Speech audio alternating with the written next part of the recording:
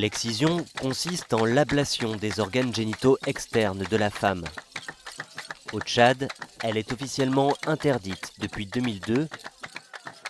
Pourtant, ces jeunes filles viennent de la subir au terme de leur initiation.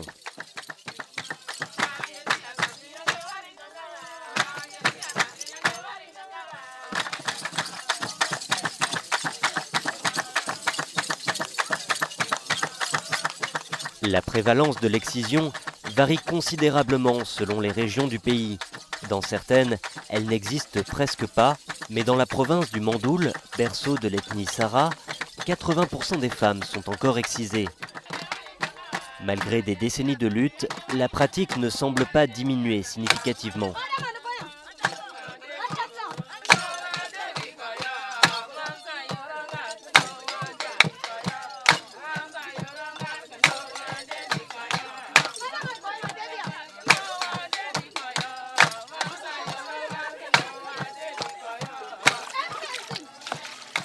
Les chants et les danses qui accompagnent l'initiation des jeunes filles au moment de la puberté cachent une réalité plus sombre, entourée de mystères et d'un profond tabou.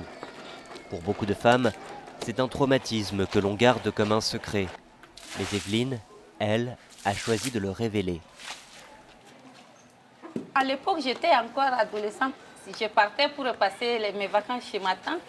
Avant d'aller, franchement, j'étais joyeuse. J'étais arrivée même là-bas, très contente. Et une semaine après, tout est bouleversé. Parce que je ne voulais pas. Je pleurais, je me suis cachée, mais elles étaient parties avec les hommes, les frères. Donc, on m'a pris par la force. Ils portaient des saguets, des bâtons, tous les matériels qu'on peut se défendre avec là, comme si on partait en guerre comme ça. Donc, ça fait peur. Pour contenir les fillettes, des esprits sont convoqués lors du rituel. On les appelle les hommes lions. Quand on ne voit pas les hommes lions, ils disent que c'est nos arrière-grands-parents qui sont morts, qui reviennent nous voir, tout ça. Donc, c'est les fois seulement qu'on écoute les cris, les rougements qui font là qu'on écoute, mais on ne voit pas les hommes lions. C'est un peu mystique.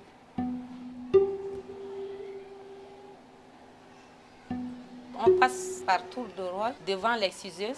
Il y a une tante qui est assise là, m'attrapée, et il y a une qui s'est courbée aussi au niveau des épaules. Et il faisait des cris à mon oreille. Entre-temps, elle a coupé. Franchement, moi, je dis que je suis entre la mort et la vie. Et c'est Dieu seul qui va faire. Parce que quand tu perds trop de sang, tu risques aussi de mourir. Si l'injonction est si puissante, c'est que dans le Mandoul, on dit que la pratique remonte à la nuit des temps. C'est en tout cas ce que croit Clémentine. Elle ne souhaite pas révéler son identité car elle exerce une activité illégale et passible de prison, le métier d'exciseuse.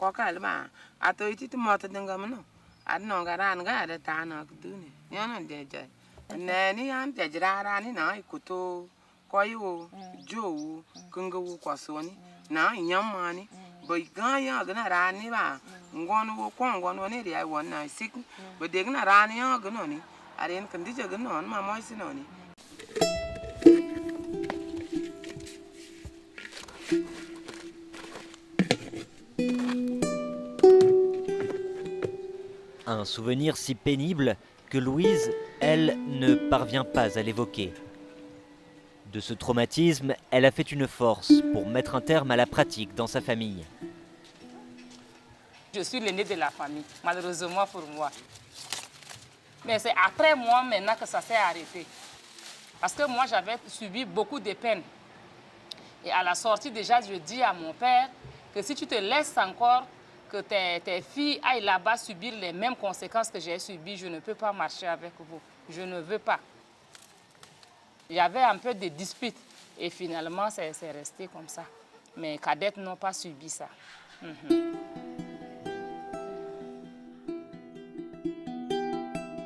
Cette première victoire fait naître en elle une vocation.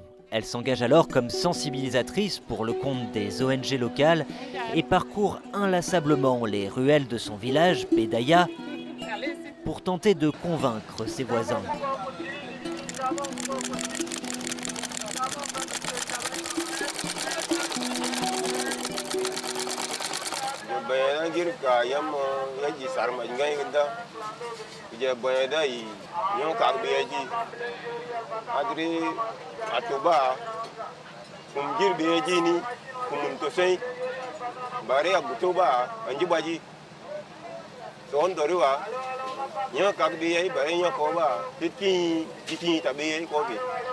La loi tchadienne empêche de pratiquer cette pratique. Et lui, il est encore dans ça. Donc je veux à ce qu'il m'explique un peu, il est au-dessus de la loi ou bien c'est comment?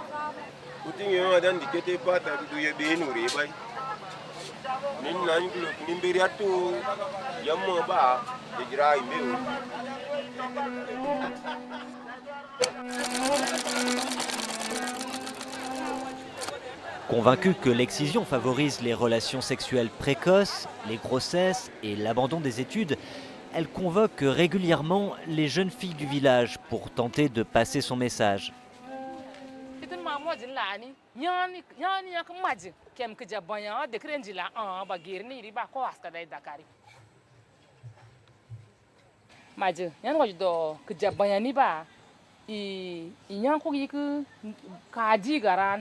Nge kodiji garan de ngar kembeg njini kemelawo de malaka kembe be de la arano ba yani ke jabayani ba au ku yan ku majalgi ngai giri majangai gi yan majka de ke jian jan bayani ai jabayan bare kumbang bayare asba kumbang kan do dingam de kumbang de reba ina dan ko ka da sene benge bare jabayan alba lukadiya dan ko ke dingam asene gargara gutu donc yanu na mama na dam ne lam kai gi mama jan bayani e nduya de tinda kita lam dana la loi 006 idana ka de dera de ndo talera de mariale gnu ni iwo ke wale ma bas mboli nduya kumbe ngoy bare danne lo nduya kumbe ni re lo solba mam jarom ba mam jakari bare kat de amba lo na la mni ba jima tel bongum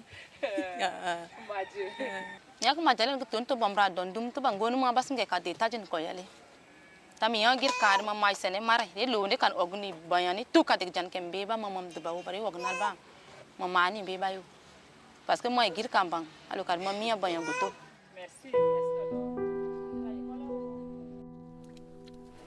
Introduite récemment dans le Mandoul, la pratique s'est en réalité transformée au fil des influences religieuses et politiques. Mais cela ne rend pas pour autant son abandon plus simple, car elle revêt aussi des intérêts économiques. Exciser une fille coûte entre 3 000 et 10 000 francs CFA, une somme considérable pour une famille tchadienne en milieu rural. Pour les parents, c'est un investissement rentabilisé à terme sur la dot. Pour les organisateurs du rituel, c'est une source de revenus non négligeable. Alors pour les inciter à abandonner la pratique, certaines ONG ont tenté de proposer des formations et un peu d'argent aux exciseuses afin qu'elles se reconvertissent. Mais l'idée semble avoir montré ses limites, car derrière les exciseuses, il y a toute une économie qui fait vivre un grand nombre d'acteurs. Certaines reprennent ce travail dès l'arrêt des financements, tandis que d'autres le poursuivent en cachette, avec des conséquences qui peuvent être dramatiques.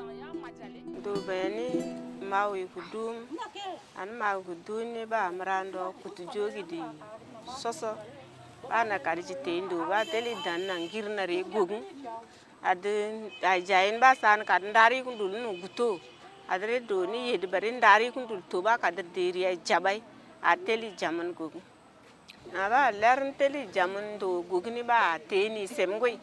A lern teni semni ba dana ke jan beni ke raba ba kakana ndakumun girim tukari. A lern jiriare ndakumun girim tal koni ba do ni re to nat ni ba launa di yed nat be tuko. A lern dia kad dingam bria ko gatma koni ba dingam ni agen danro. A lern dingam ni agen danro ni ba lukad ni ngemo gutu. A tel do to kad jamun bai pata kad ji dingam e bin kana bai. A lern ria I jamun gugni ba lo kunget man yam ni rawo lo ya dingam koni rawo ngoi. A lern dia kad mama mujungun bai ni ba kad ria jamni be bai pata kada warnan gun. Bari après ba kadiya gun ba tel do to rekundo kem kuji itu adu toram ga dum dikadi ando tal ya dum sa ko jurom daga kadin kanam ko girnu wanu. De nombreux habitants du Mandoul vivent dans leur chair ce paradoxe. Tiraillés entre l'épanouissement personnel et la coutume, la santé et la tradition, le respect des lois et la pression sociale. La plupart souffrent en silence. Alors, Louise tente de poser des mots sur ses douleurs.